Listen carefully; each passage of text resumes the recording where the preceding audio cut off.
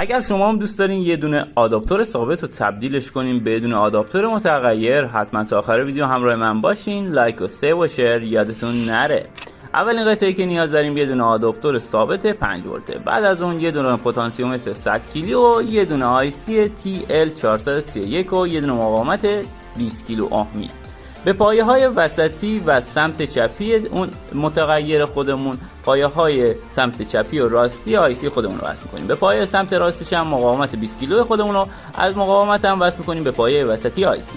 پایه سمت راستی آیسی مون رو وصل می‌کنیم به سیم قرمز رنگ یا مثبت و پایه وسطی رو هم وصل می‌کنیم به سیم سبز رنگ یا منفی. کار اون متغیر ما تمام شده و حالا میریم سراغ آداپتور خودمون. آداپتور خودمون یه قسمت خروجی داره که تو اون قسمت یه دونه دیود 5 ولت برای ثبات 5 ولت خروجی و یه دونه خازن برای تقویت که اینجا خازن 16 ولت 470 میکروفارادی است که باید این دو تا قطعه رو جدا کنیم و به جاش یه دونه خازن 25 ولت بذاریم تا اون نوسان ولتاژی که بیشتر از 16 اتفاق بیفته خازن ما مشکل پیش براش نیاد.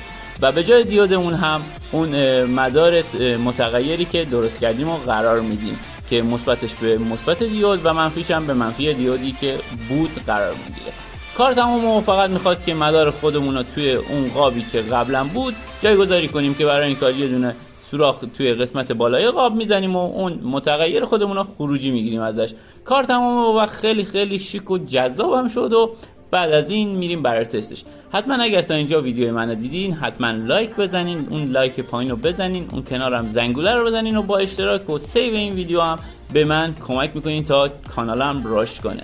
خب حالا میریم برای تستش و مولتیمتر خودمون رو میذاریم روی DC و پراپای مثبت و منفی رو وصل میکنیم به خروجی های آداپتور خودمون. حالا با چرخوندن و پتانسیومتر خودمون ولتاژ تغییر میکنه. مرسی تا اینجا همراه من بودین و اگر از این سبک ویدیو خوشتون میاد حتما کانال منو دنبال کنین و تا یه ایده دیگه فعلا خدا نگهدار.